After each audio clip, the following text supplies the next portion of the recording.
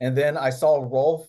Everyone's like at the bar, like talking, having fun. Rolf is like just sitting with his legs crossed, and he has like a little glass in his hand, and like he's just reading a book. And I'm like, who the f is this guy?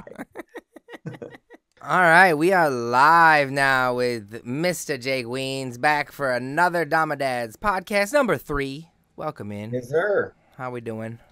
Oh man, it is good to be back. I am just trying to finish everything last minute.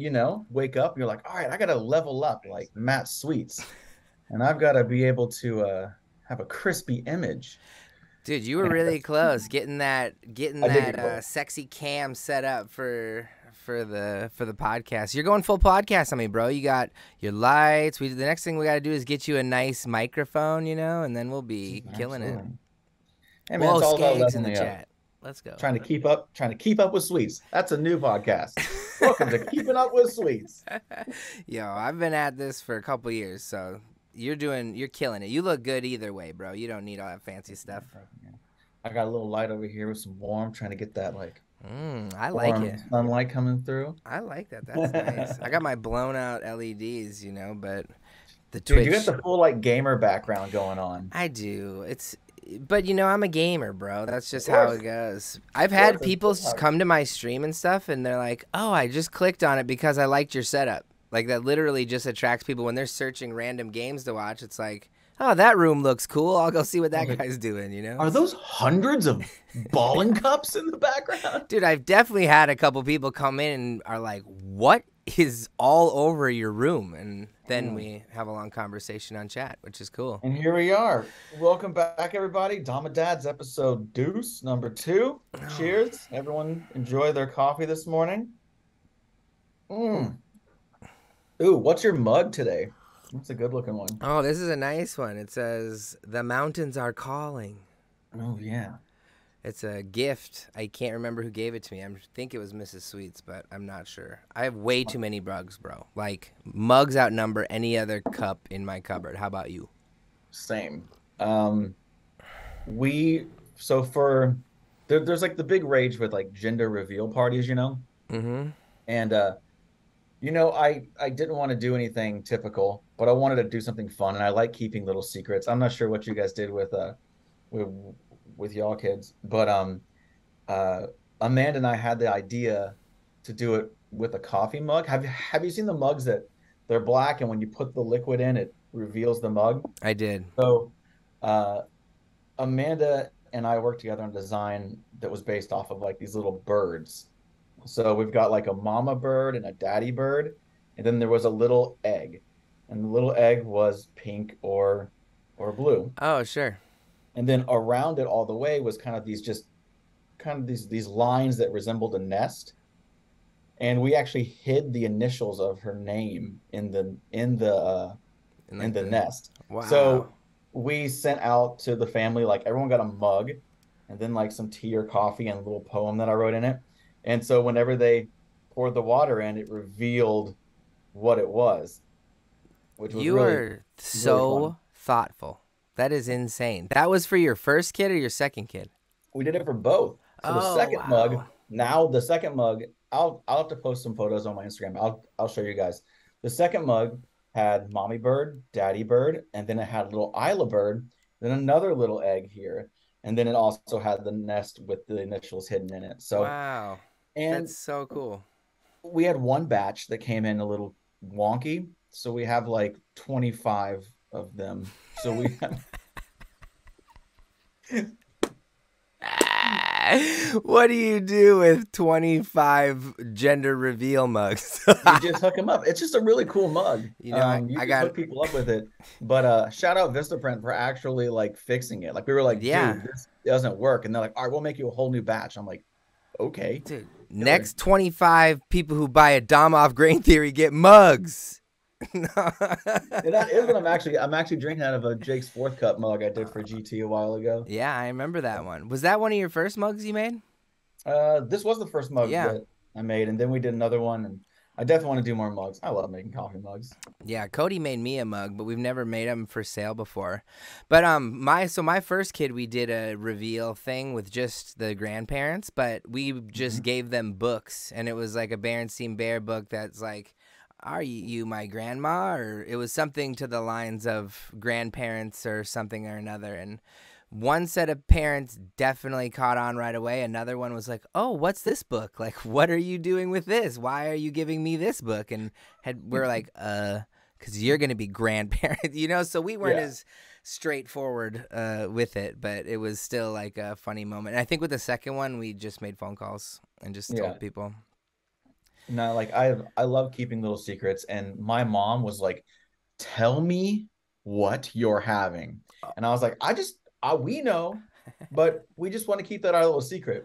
And it got to the point where I started feeling bad. I was like, she wants to know so bad, so that's when we created this concept, and Amanda did such a good job with designing it and putting it all together.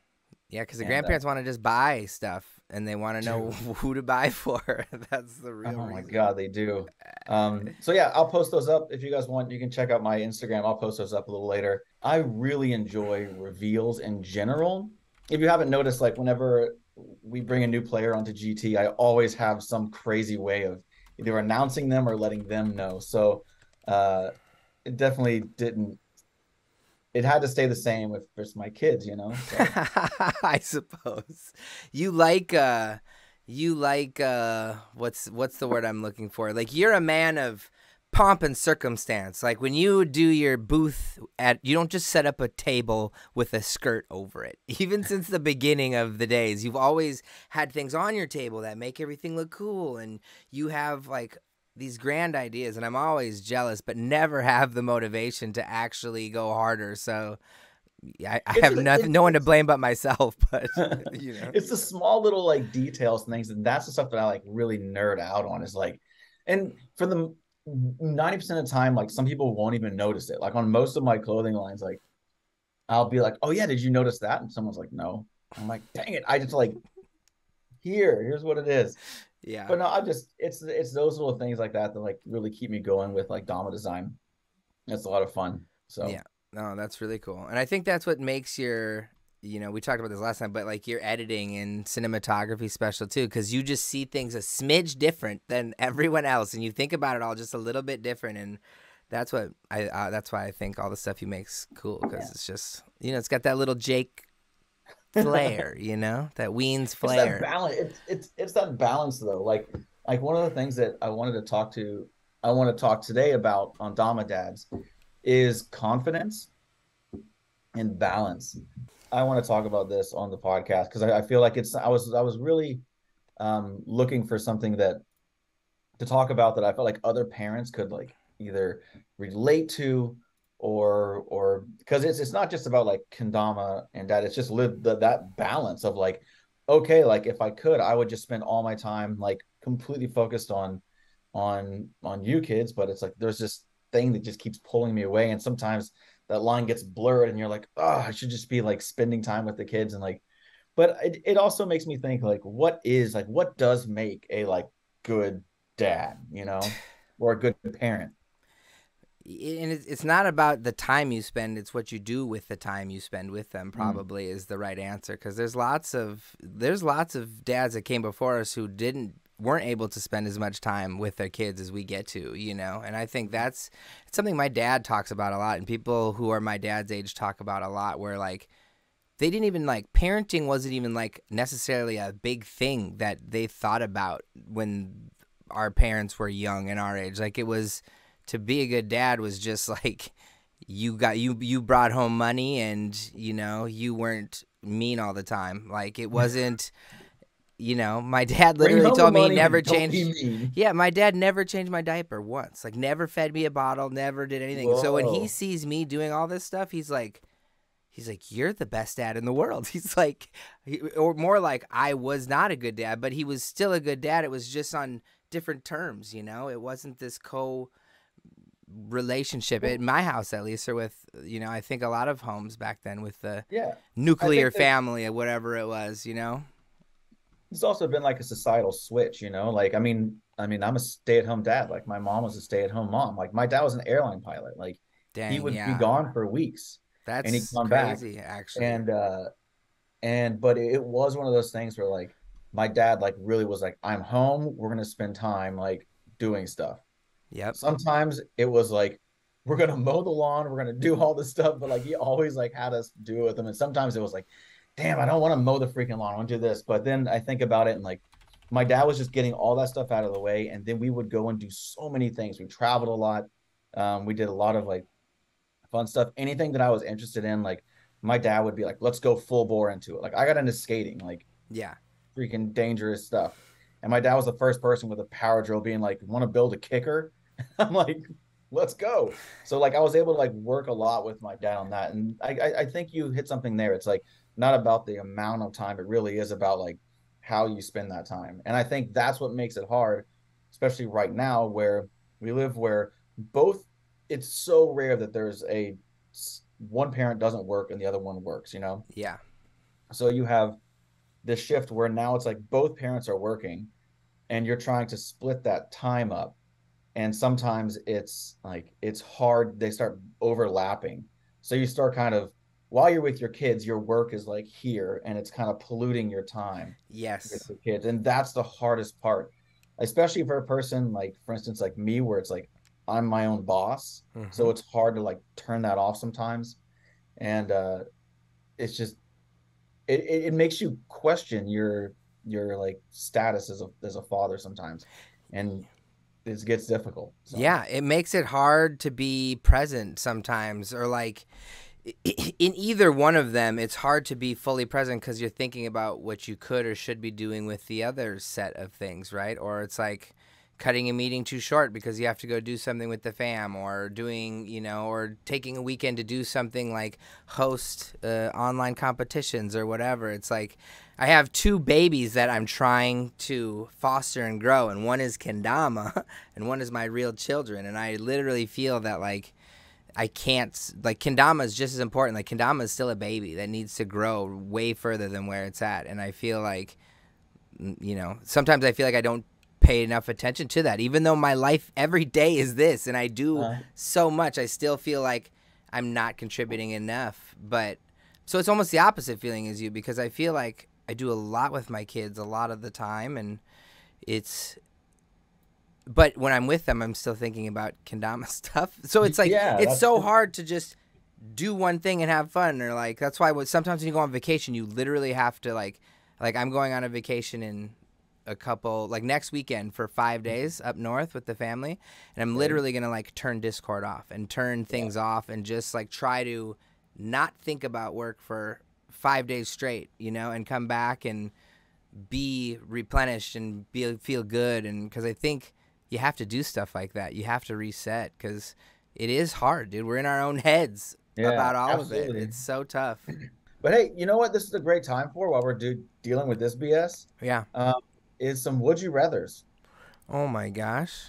I love some would you rather's, and I hit up the most famous would you rather creator on the internet actually, and he sent me three would you rather's.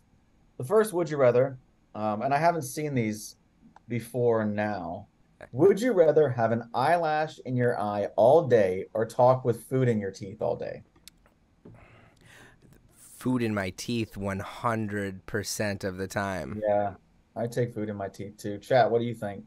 Food in your teeth or an eyelash? So are you more comfortable with like, I don't know actually, like is it food in your teeth that you like can feel and you're constantly trying to get out? Oh, that's Or is it like bad. a like an eyelash that you're just kind of that's kind of just annoying you right there? No, he said eyelash in your eye. Yeah. That's I something would like take you want to pick that out immediately. If that's there for 24 hours, you wouldn't sleep. I'd take food and teeth. 100%. Food and All right. teeth, yeah.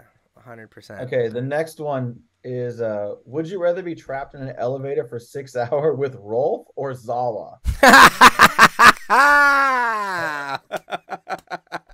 Thank I'll take you. Rolf any day. Okay, one more time. Where are we stuck with this human? Would you rather be stuck in an elevator for 6 hours with Rolf or Zawa? I'll take Zawa. He I'll takes take up Rolf, less man. space. Dude, have you ever been okay? Like, there's only a certain limit you can go entertaining with Zawa. I feel like there comes a point where you're like, I've said the F word like 5 times around you, and I don't know what else to say to you. Like, so it'd be like 30 minutes of like super fun, and then the rest of the time you would just be like, I think he's gonna like slap me or kill me or Yeah, no, something. that's exactly the game we'd be playing. We'd be playing Yeah, slap each other for 6 hours. That's what I would be yeah, doing. It's and I got to see Rolf at NACO, and Rolf is like a cool hip like guy reading a book at a bar now, so we could probably talk about like enlightening things. Yeah, let's talk about his transformation. My God, I had no idea he fully sent it on his own. He did. Just you know, It was a totally different Rolf, but with like the same like heart that I saw with him at NACO. It was like yes.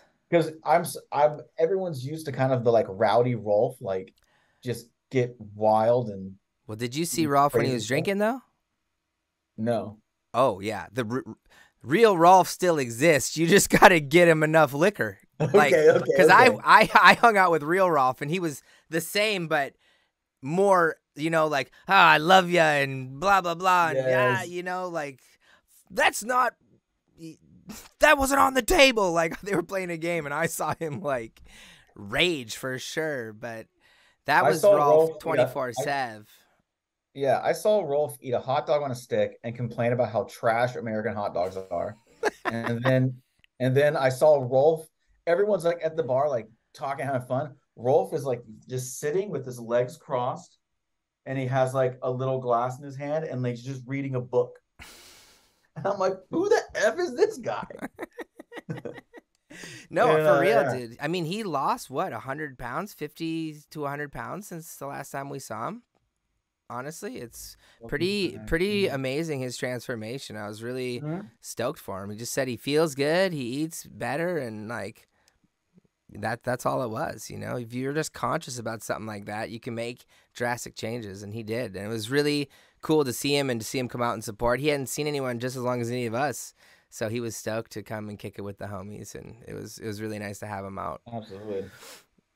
So yeah, that's why I would choose Rolf over Zawa. Zawa, you might end up on a true crimes documentary about elevator murders or Zhao something. would definitely be the first person to Dwight Schrute it and just pee in the corner, like not Yeah. say anything and just start pissing because he just had to go.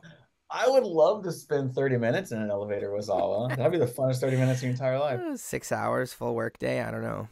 Okay, so the third and final one is, would you rather go to an epic record store with Alex Smith or a science center with Christian Fraser? Oh my God, that's such a dog on Christian Fraser. And I like go to a science center with Christian Fraser, Like a science or a record museum. store with Alex Smith. I mean, Alex Smith knows more about records than most people I know, so it would probably be a cool experience to go to one with him, to have him just like uncover gems you didn't know existed, But Yeah. Christian Fraser at a science museum, Christian Fraser's just as good a time as anybody, and a science museum is a heck of a good time. So both Yeah, could be good, but I feel like if you went to a science center with Christian Fraser, he would just be like, "Ooh, have you seen this furniture? Look at the furniture they've chosen their lobby. Oh man, like the walls they used here, the cantilever over." He would just be talking about the actual like center and museum and the architecture of it. And we'd be like, "Oh, but Christian, like what about this experiment?" He's like, "I don't know shit about that. But have you seen yeah, the way that the reception desk like moves into the elevator lobby?" yeah, dude, I forgot So, Christian's in chat too. He said, "Catch me in oh, the what's up, record." Christian? He said, "Catch me in the record store too," for sure. Would you this is Dama Dad's related. Okay. Would you rather speak only in baby voice for a day or only be spoken to in a baby voice for a day? Oh man. Oh It's so man. good. I'm telling you, best would you rather. I get talked to in a baby voice by my child who should not be baby voicing, and it's been frustrating me a lot. So I don't know. But talking, I can't even do the talk. How would you talk like a baby? Give me an example talking like a baby all day. What you want to talk like the whale, baby? Oh, you will shake you. Oh, you need to boo boo boo boo boo boo boo.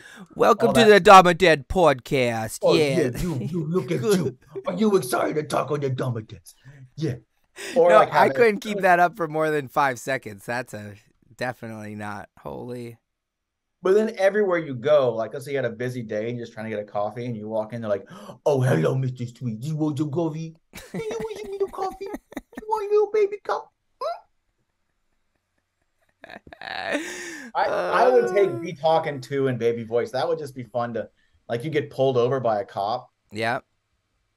Who's going too fast? Who's going too fast? You are. And they go boop and they boop you on the nose. Yeah, here comes the airplane. Here's your ticket. God, but that would just be so humiliating. Oh my God. Oh, that's a good one. I like that one. So what we were talking about before was how we split our time up between our family, between our businesses. And we brought this up last time, too, between being kendama players, because me and you aren't just people who own companies. We also play Dama a lot and like to film Dama and like to do a lot of other activities. So aside from all those, we still have to find time for ourselves, you know? And so that's maybe it's the one thing I try to have every day if I can pull it off is to get up early and go disc, because it's like the one time of the day where I can put headphones on and I don't have to worry about anyone talking to me. Like, even if I'm down here working, I can't have both headphones on because someone might say something or yell down or want to do, you know what I'm saying? So, like, every day, that's, like, the one time I try to give myself to be, like, detached from the world for, like, 45 minutes. And I think it's just super helpful because then I can process my day and where I want to allot my time and how. So before my day even starts, I feel good about having a plan about what's going to happen, because that's the toughest part is plans change even if you have a great plan with kids all the time. Of course, you're on their time.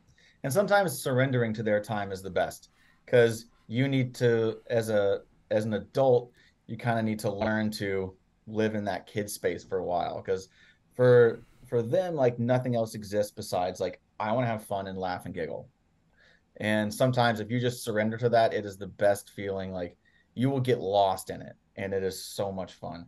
So that's one of the best things with having kids, especially, is like just surrendering to them and just doing silly stuff and like fully like leaning into it. And that's one of the things that kind of makes everything else kind of disappear as well. So, dude, 100%. It's my favorite part about being a dad. Like when Alex asks like, "What do you think of your dad?" or whatever, and her first answer is always, "He's silly," and like that's the best answer I think I can get always, is because that's all I'm trying to be half the time, you know. Even she's working on trying to understand sarcasm, you know. I lay it on pretty thick. She's getting it through to herself a little bit, but she's it's so funny. 4-year-olds are just like, they are officially humans, like learning words and things and like becoming humans now, and it's so crazy having the little one too now who I'm just like, I can't believe you don't know all this stuff yet, and you're gonna turn into that crazy person over there who's saying, "You're a hypocrite, Dad," and like all these. Did I tell you that story last week? all the words, man. Did I tell you the hypocrite story? No, tell me. Oh my God! So Emma's been watching this new show called Zombies on Disney. It's like a high school musical about zombies, but like fun, cool zombies who are cheerleaders and whatever. Yeah. In one of the songs, they go blah blah blah, but she's a hypocrite, and Emma thought it's hilarious and starts singing it, and she says, "Mom, can I say hypocrite?" And Alex is like, "Yeah, but you got to know what it means." And so she's like, "What's it mean?" And Alex says, "Well, so like if Dad's eating a bunch of ice cream and then he says you can't have any ice cream because it's not good for you, that's being a hypocrite." And she's like, "Dad, you are a hypocrite." And I was like, dang, like, no, you don't get it, obviously. I don't do that. That's untrue statement. But like, she's pulled it out a couple times where we at Grandma and Grandpa's, and she's like, "Dad, you're a hypocrite." And my mom about lost her mind. Like, I haven't seen her cry laughing forever, but she like cried laughing because she just like, you don't hear a 4-year-old say that word ever. And so it was super funny. That's amazing. Yeah. Owen's starting to get some words now. He's got "thank you." He says "sprinkles," and he picked up "butt" from Isla. So he goes, but. And but no, his little thank yous and pleases, like it's just funny like watching his progression too. Like he's like full on talking. Yeah. Um and he loves like he's all about like trying to like get people's attentions sometimes. So he'll just be like, "Hey," and start waving his hands. And it's amazing. But Yeah. yeah, they haven't learned hypocrite yet. So maybe Yeah, throw it out there. Emma tried to say literally this morning. Like she like had to reboot because she tried like she said literally, Dad, literally, and she couldn't say it, but she was like, you know what I mean, and I was like, just little things like that are just too much, dude. And the older she gets, the more they're just like random, and I don't know where they're coming from, but that's the best part is. Yeah, it's one of those things you hear. It's like your kids won't stop talking to you until they just straight up stop talking to you. Yeah. It's car So we're rides gonna used to be absorb all chill. of that, all of the talks and fun stuff until they're like, "Shut up, Dad." Yeah, we don't use that. We don't use the S word, Jake. Okay. Sorry. Be quiet, please, is what we say around our house. Dude, one flew out of out. I We don't shouldn't. say that either. Yeah. So I'm being a hypocrite. Yeah, So. exactly. I shouldn't say this. Mrs. Sweets won't be happy, but she let it fly last night, like at the end of a long night. Like it came out of nowhere, and she like felt so bad and apologized so much. But it was just like one of those random snap moments where it was like, ah, and then oh God, what had just happened? It's like out of body experience. But dude, kids are crazy. Yeah. They'll push every button you didn't know you had all the time. And the buttons go all the different ways. Some buttons are good. Some buttons are like, oh my God. Well, dude, in the same night we did pumpkins last night. So like we had all the pumpkin fun, touching guts and drawing faces and blah blah, you know. So it's the highest of highs where she's like, "This is the best night ever." And then we're going home and she's like, "Your guys suck. I don't like this. I don't want to sleep." You know, it's just that's every day.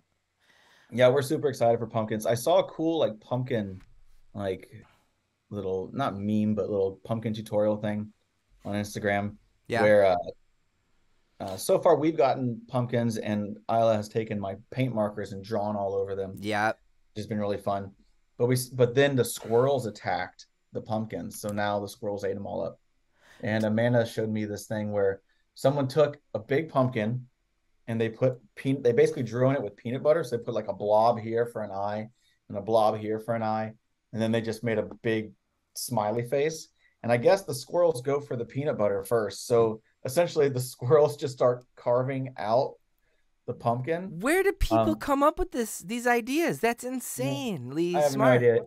I haven't tried it myself. A part of me is wondering, like, are squirrels really that good at taking direction? So I think I might do an experiment with one and see how they go. Because I have a pumpkin outside that's currently being eaten, and I'm gonna go do it too. And we should report back. Yes. Oh, we got to talk next week. I am out of town for my family vacation that I was just talking about. Oh yeah. So we may have to do a different day or something. Where am I next week? I might be with my family in Tennessee.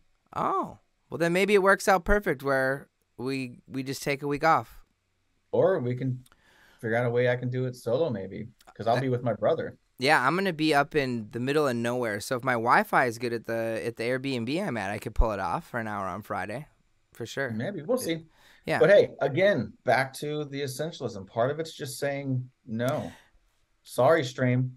You guys will be okay for one day. But here we are inside our head. We're like, we will figure out a way to do everything all at once. And it's like, no. Did you hear that? I was like, oh, I'm going to be gone. But then immediately it's like, well, we could do a different day, or we could just bring our work to our vacation. Like, yeah, you were like, I'll be out in the cabin in the middle of nowhere with nothing. These are pumpkins from last night. Whoa, those are sick. Mine's the one in the middle. Different designs. And mine's the one in the middle. Wow. See, we haven't carved yet. We got to get our carve on. Dude, it's a little early for carving, but our friends invited us to see their new crib and wanted to have something for the kids to do, so that was dope. Yes. I'm super excited for fall. Oh, fall's my favorite season. Dude, fall 50. Promote. Tell people. Put the link in chat. If you guys don't know, I made a piece documenting the season of fall through kendama, a 50mm lens, and exactly 50 spikes of the kendama. So it was kind of a project with these like guidelines. And throughout that season of fall, so much happened in my life, from the birth of Owen, my son, to the death of my grandmother, to like just family stuff, and just like having fun and like new kendama designs and all this stuff. So and all of that goes into this video. And one of the things that I noticed with it is online for free on YouTube, but every time I cast it to my TV from the master file, it sounds incredible and you can really see it's a very, very visual piece. So I put it up for pay as you want on the kengarden.com. It's basically just donations in a sense. You can buy it from $1 to 200. But you get a download package of the video, an alternate take of just the tricks with no music, so you can hear all the sounds, and then some photos and a thank you note.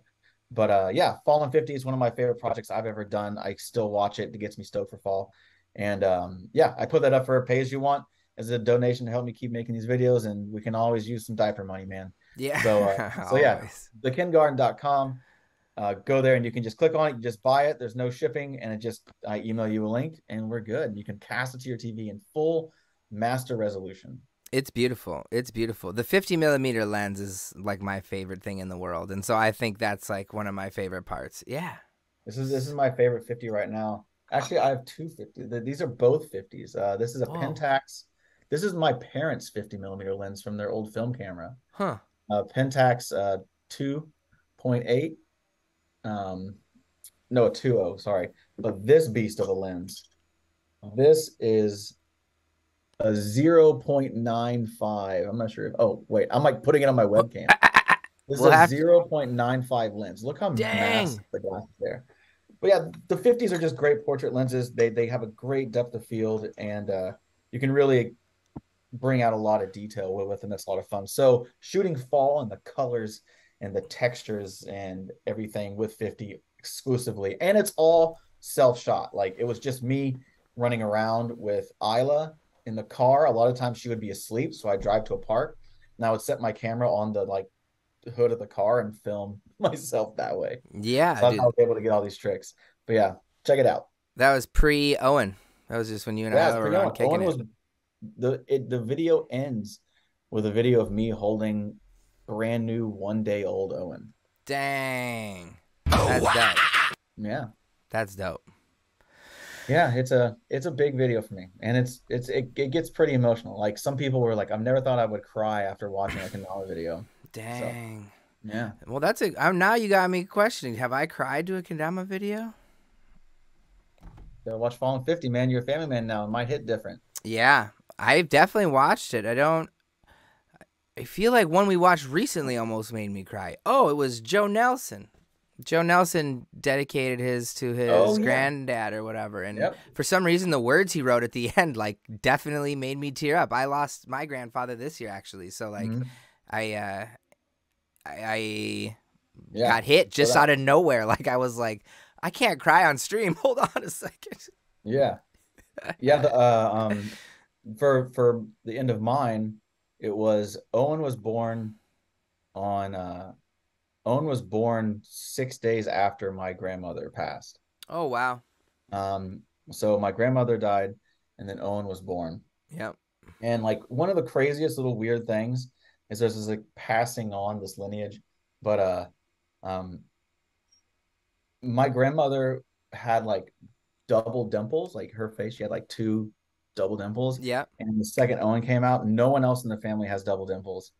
Owen came out, double dimples, and there's that 6-day passing. So it was kind of like this, like, whoa kind of thing. So it's really cool. Someone noticed that my grandmother has a 1 dimple like Willa does, and I didn't notice my own kid had a dimple, let alone my grandmother. And my mom or my aunt was like, "Your Willa has a dimple just like your grandma used to." And we looked at pictures, and it was like, holy cow, there is. Because I guess I have one, maybe a little here, but not really. Like, I'm not a dimply kind of guy. Oh yeah, you bearded. I'm not bearded today. I'm fully you're looking fresh, I'm fully babied out today.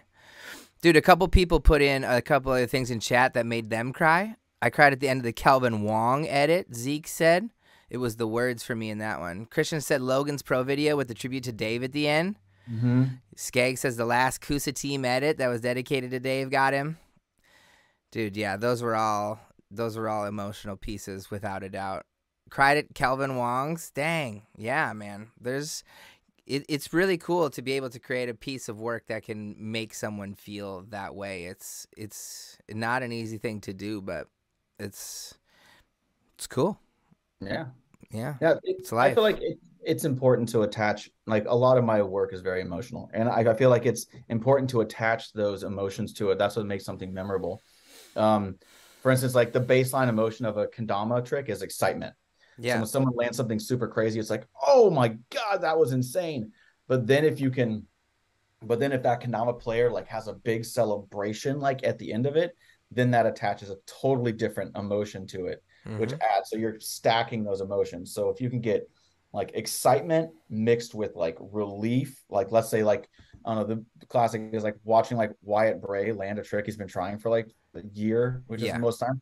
He'll land a trick and just be like, and there's like this like complete sigh of relief and like, I'm done. And like, so you're stacking those emotions. And then if you can attach like some big battle with it, or even like something somber, like dedicating it to like a member of the family who passed, it's like you're just stacking those emotions, which really builds up a video and makes that video more memorable. So dude, so you just triggered a thing like that I'm trying to figure out the difference between. What is the line where you've worked on a trick so long that you don't get excited? Like that's kind of what you're saying. Like you've worked on a trick for like 100 hours to a point where when you land it, you're not like, yeah, you're just like, thank the Lord it finally went in, you know? Like how many hours do you think? Like there's got to be some point at which you go, or years where you're just like, thank the Lord, you know? Like, it's so I don't crazy. know. I think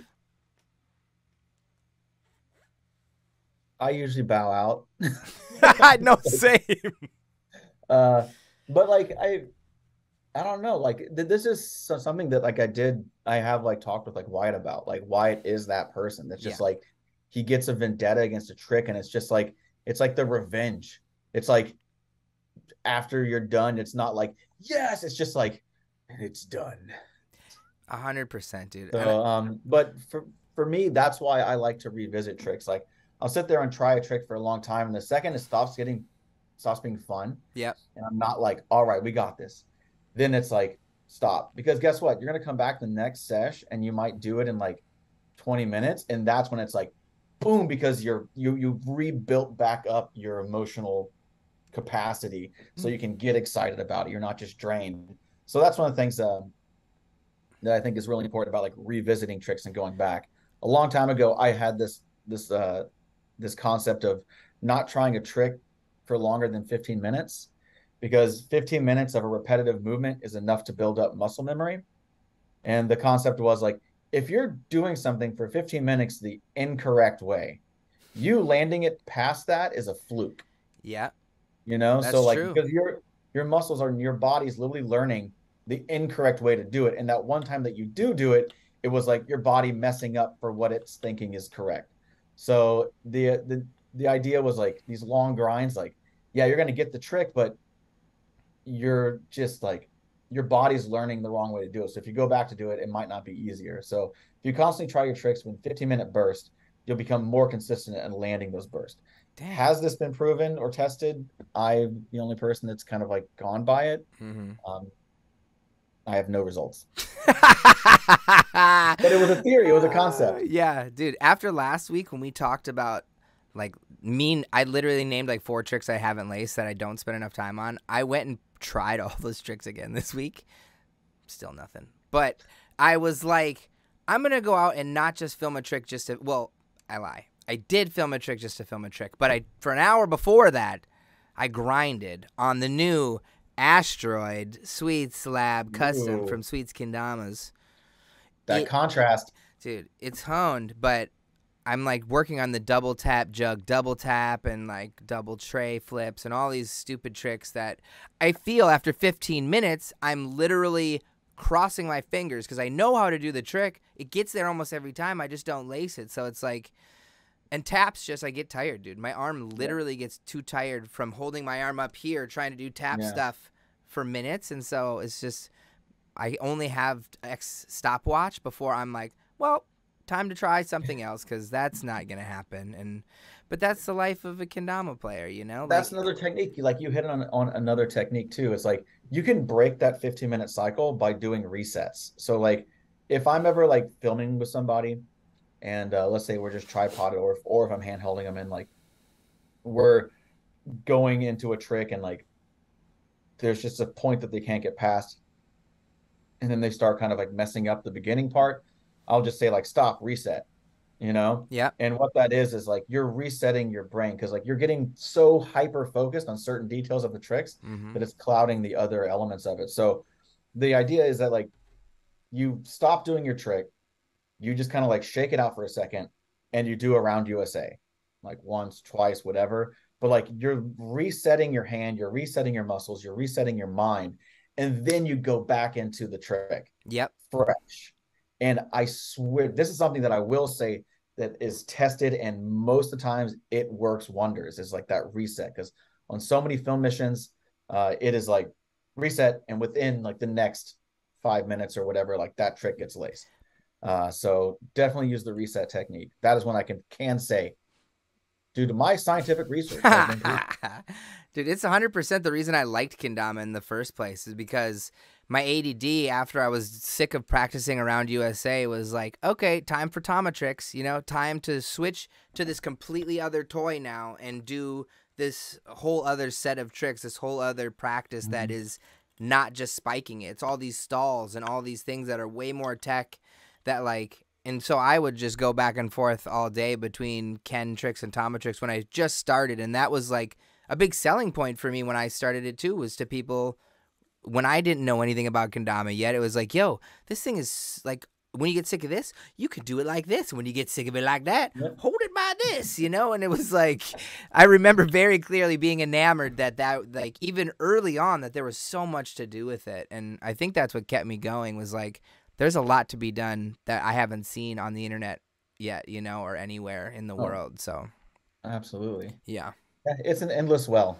It's an endless well of the second you think you've seen it all, someone does something that you didn't even imagine. Dude, I literally thought 4 years ago, like 7 years into kendama, that we were at the end. Like I remember being in Bloomington at my old shop being like, well, I don't know how we're going to invent any more tricks. Whoever just laced the craziest thing when tightrope, I think, came around, you know? Yeah. It was like around tightrope time. We're like, well, that's that. Like, I don't know what else we can do. We bounce it on the string. What else is there to do, you know? But like people, the Cooperettis and the Ben Harolds of the world always just, they refuse to play kendama the way it's supposed to be played. And like, there's a whole group of people in our community that like, literally that is their goal, is to play kendama the exact opposite as it's supposed to be intended. And that is like the coolest thing about our sport. I think I love it so much. Absolutely. Yeah. I'm one of them. That's all I want to do. Dude. But yo, I do see a question. Yeah. From me in the chat. Let's see. From It says I have a 2-part question for Jake. What's the next big step to get Wiens juice into the beverage market? Oh man, I'll just have to do a collaboration. We'll do a race to see who can get the G Fuel sponsorship. We'll get Wiens juice or Sweets. If someone gets it before me, even if someone gets a code before me, I'm gonna be so upset. But whatever, G Fuel. I'm about to switch teams. There's other energy drink people. Hit me up, G Fuel. So watch yourselves, dude. Come to Team Wiens juice. Let's do it. I would order a 6-pack of Wiens juice. How does it feel to have about ending Wiens with a Z for the name? People misspell my name enough as it is. Wiens, I before E, except after C. So adding the Z there, I think it's just too much. So we're gonna keep it as is. I had to look up how to spell your name for a mad minute because I always put the E in front of the I for no good reason. I just thought in my head that's how it always was supposed to be. Yeah, I think that it's something I've just lived with. Yeah, it's okay. Actually, my Pokemon Go name is Jake Wiens. Oh yes, of course. JayQueens. You just say it. It says just say it all together, Jake Wiens. It Jake, just where it just rolls off. and Just someone who rolls doesn't off know the you on tongue. Pokemon Go sees it as Jay Queens, and they think you're probably Jay from Queens. Yeah, Jake Wiens. Yeah. But yeah, I think names are fun like that. Like choosing names is always hard too. But I do have to get going here soon, guys. Oh, I have sure. a photo shoot to go. I'm actually shooting a new GT Dama that's dropping tomorrow, and I still shoot the product shots. Oh, the express So is the espresso. Is that what I saw yeah, the teaser we've for? got espresso, Benz, and Tios with a new Tama that we designed for the spec. So it's a really dope, like just jet black top. It's got grain theory engraved on top, and then it's got the San Tama line. So it's the San shot, triple shot. Um, Woo! Let's go. so I'm going to a place called Pour up here in Evanston to shoot with their baristas up there. So Oh, cool, man. That's dope. I yeah, didn't even realize the time because our stream got crashed. But I think yeah. even through that, we still had a good time. We still were able to talk about some really cool stuff, and it was nice to catch up as always. It sounds like next week is a maybe. So if you see us next week, feel very special because it'll probably be a unique Absolutely. situation. I want to leave with one more would you rather. Let's do it. Uh, Send her over. and then I'm going to reveal who our would you rather artist is. All right, let's go. Would you rather, wait, where is it? Would you rather get stuck in traffic or always have a terribly slow internet connection? That's not even close. Would you rather always get stuck in traffic or always have a terribly slow internet connection? I would always rather be stuck in traffic because at least if I'm stuck in traffic, I got good internet. I can be watching a show, doing whatever. I can still be working. If we ain't got good internet, we can't do any of this stuff, man. Oh, that's the power play. Okay, yeah, I'm going with that one too. We'll stream from our cars. Yeah, F a it. good would you rather is really hard to craft, and these would you rathers are always amazing, and they're brought to you by the none other than Brian Skagline. So thank you, Skagline, for Hey. those would you rathers. Something I want I want to keep going with the series because just through the years of traveling with Brian, he'll always just hit you with the best would you rathers. So, and it's always fun. It gets your brain going, gets you thinking about stuff. So, thank I'm you, Brian, down. for those would you rathers. Thank you very much, Brian. And thank you, Jake, for another great Dama Dads podcast. It's nice talking with you, buddy.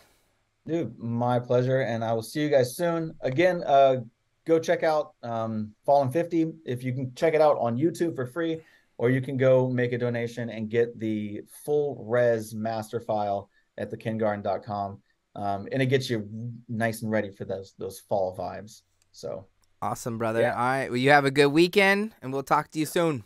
All right, much love. Thank you All guys. right. Peace. Peace.